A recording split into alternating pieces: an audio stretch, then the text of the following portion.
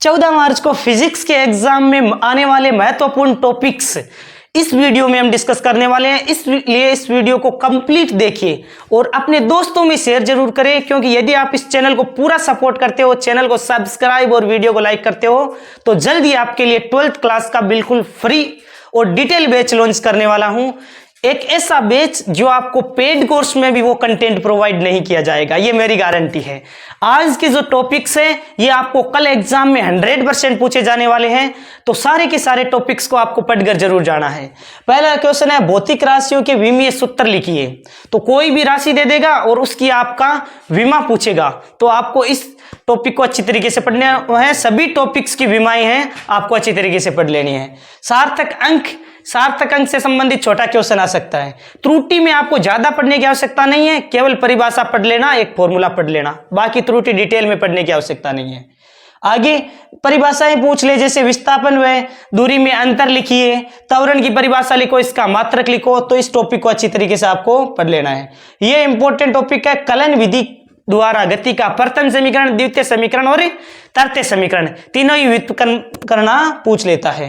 गति के समीकरण पर एक अंकित क्वेश्चन आ सकता है, इसीलिए इसे भी आपको अच्छी तरीके से पढ़ना है। उसके बाद में सदिशों का जोड़ना, घटाना व गुणा करना।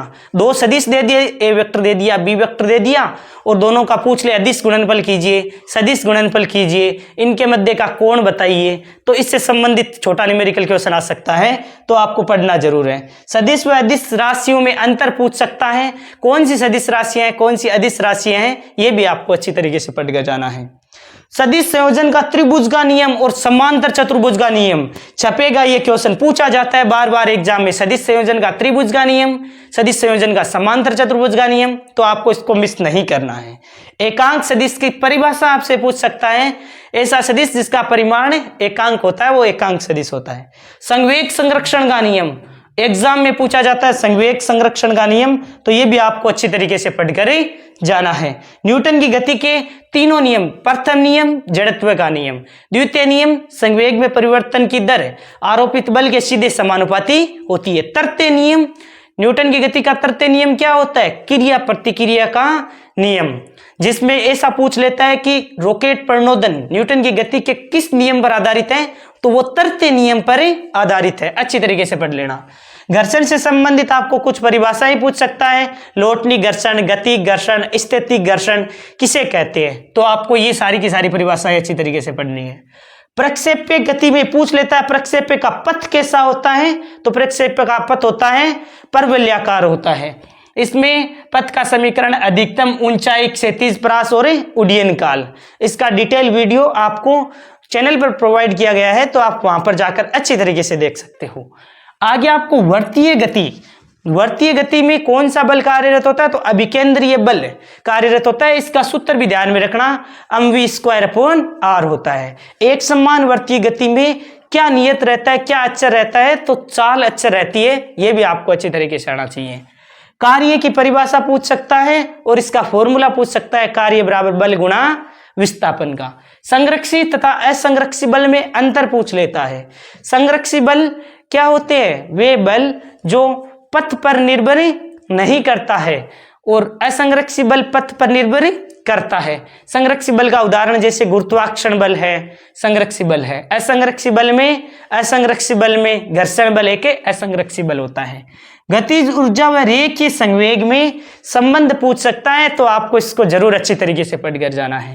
कार्य ऊर्जा पर में बार बार एग्जाम में पूछी जाती है, इसीलिए इसको आपको मिस नहीं करना है। ऊर्जा संरक्षण का नियम पढ़ना है। द्रव्यमान केंद्र किसे कहते हैं, एक जिसमें वस्तु का संपूर्ण द्रव्यमान केंद्रित होता है ना, उसे ही द्रव्यमान केंद्र कहते हैं। घूर्णन गति के समीकरण आपको पढ़ना है। जड़त्व आघूर्ण की परिभाषा, इसका मात्रक भी आपको अच्छी तरीके से पढ़ना है। आगे कोणीय संवेग संरक्षण का नियम इंपॉर्टेंट है। इसमें एक ऐसा क्वेश्चन भी पूछा जाता है, कोणीय संवेग व बल आघूर्ण में संबंध है। ग्रहों की गति संबंधी केपलर के नियम मोस्ट इंपॉर्टेंट नियम है। सारे के सारे नियम आपको अच्छी तरीके से आने चाहिए। इसमें ये एक तीसरा जो नियम है ना, t² समानुपाती r³, वो डायरेक्ट भी पूछा जाता है, तो वो भी आपको अच्छी तरीके से पढ़ना है। न्यूटन की गति का गुरुत्वाकर्षण का नियम आपको अच्छी तरीके से पढ़ना है। आगे आता है जी के मान में परिवर्तन। जी के मान में मतलब ऊंचाई के साथ क्या परिवर्तन होते हैं, गहराई में क्या परिवर्तन होते हैं, तो ये आपको अच्छी तरीके से पढ़ना है। आगे आता है, इनमें कई बार पूछ लेता है, एक पॉइंट ध्यान में रखना, सतह से ऊपर या नीचे जाने पर जी का मान घटता है और केंद्र पर जी का मान कितना होता है, 0 होता है। ये कुछ पॉइंट, की पॉइंट बोल रहा हूं जो डायरेक्ट छोटे क्वेश्चन में पूछ सकता है, याद रखना।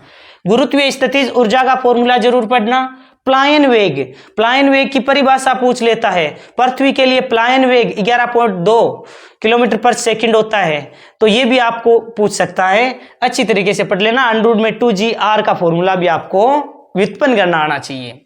उपग्रह की कक्षीय चाल आपको अच्छी तरीके से पढ़नी है, उपग्रह की कक्षीय चाल को मिस नहीं करना है।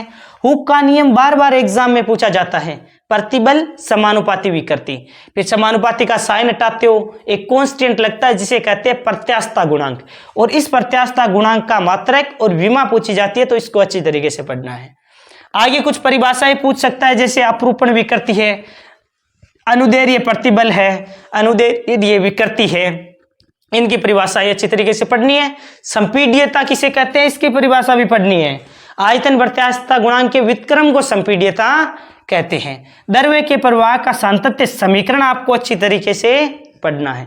बर्नौली प्रमेय का सिद्धांत बार बार एग्जाम में पूछा जाता है, इस बार भी 100% पूछा जाएगा। बर्नौली प्रमेय का सिद्धांत हो या पास्कल का नियम, पास्कल का नियम भी मोस्ट इंपोर्टेंट है, एग्जाम में छपेगा ये क्वेश्चन, दोनों ही अच्छी तरीके से पूछना है। पास्कल पढ़ना है, ये जो पास्कल का नियम है इसके उदाहरण भी पूछे जाते हैं, जैसे हाइड्रोलिक ब्रेक किस पर आधारित होती है, हाइड्रोलिक लिफ्ट किस पर आधारित होती है, ये सब पास्कल के नियम पर आधारित होती है, तो आपको अच्छी तरीके से इन दोनों को पढ़ना है। ससंजक व आसंजक बल आपको पढ़ लेना है। पृष्ठ तनाव, पृष्ठ तनाव का मात्रक पूछ लेता है, विमा पूछ लेता है, तो ये आपको अच्छी तरीके से पढ़ना है। कई बार तो ऐसा पूछ लेता है कि ये जो गोलाकार किस कारण होती है वर्षा की बूंद, तो वो किसके कारण होती है, इसी के कारण होती है। यदि यहां तक आपको टॉपिक्स ये पसंद आए हैं तो वीडियो को लाइक और चैनल को सब्सक्राइब जरूर करें। और आगे की टॉपिक्स है वो कुछ इस प्रकार है। अब देखिए 36 नंबर टॉपिक, न्यूटन का शीतलन का नियम। न्यूटन का शीतलन का नियम आपको अच्छी तरीके से पढ़ना है। रेखीय प्रसार गुणांक, आयतन प्रसार गुणांक, इनके फॉर्मूले अच्छी तरीके से पढ़ना है, और साथ के साथ ये भी ध्यान में रखना है कि इनका मात्रक क्या होता है, तो केल्विन इनवर्स इनका मात्रक होता है। उष्मा स्थानांतरण की विधियां, चालन विधि, संवहन विधि, विकिरण विधि, तीनों पढ़नी है। ठोसों में उष्मा स्थानांतरण चालन द्वारा होता है, द्रव और गैसों में संवहन द्वारा, और विकिरण द्वारा उष्मा संचरण के लिए माध्यम की आवश्यकता नहीं होती है। जैसे सूर्य से आने वाला प्रकाश है वो विकिरण द्वारा ही पहुंचता है। उष्मा गतिकी के नियम, उष्मा गतिकी के सभी नियम आपको अच्छी तरीके से पढ़ना है, चाहे उष्मा गतिकी का शून्य नियम हो या प्रथम नियम हो, द्वितीय नियम हो। ये जो प्रथम नियम है इसका फॉर्मूला भी डायरेक्ट पूछ लेता है, डेल क्यू बराबर del U plus del W, तो ये भी आपको अच्छी तरीके से पढ़ना है। मेयर संबंध तो बार बार पूछा जाता है एग्जाम में, सीपी माइनस सीवी बराबर आर को व्युत्पन्न कीजिए, तो ये आपको अच्छी तरीके से पढ़कर जाना है। समतापीय प्रसार व रुद्धोष्म प्रसार के लिए व्यंजक प्राप्त करना, ये भी आपको अच्छी तरीके से आना चाहिए। समतापीय प्रसार, रुद्धोष्म प्रसार में किए गए कार्य की गणना करनी भी आनी चाहिए। कार्नो इंजन है, इससे संबंधित क्वेश्चन आपको अच्छी तरीके से पढ़ने हैं। बोयल का नियम, स्थिर ताप पर बोयल का नियम, और चार्ल्स का नियम स्थिर दाब पर चार्ल्स का नियम, आदर्श गैस समीकरण से पढ़ रखे हैं ना हमने, तो अच्छी तरीके से पढ़ने इनको। गैसों के अणुगतिक सिद्धांत से संबंधित अभिव्यक्तियां हैं, इनको एक बार पढ़ लेना।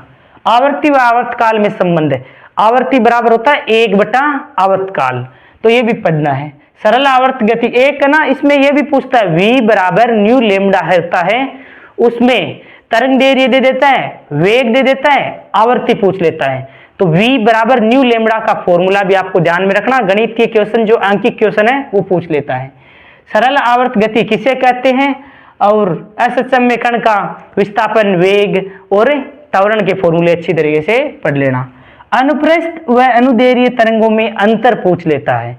अनुप्रस्थ तरंगें क्या होती है, जिनमें कण तरंग संचरण की दिशा के लंबवत कंपन करते हैं।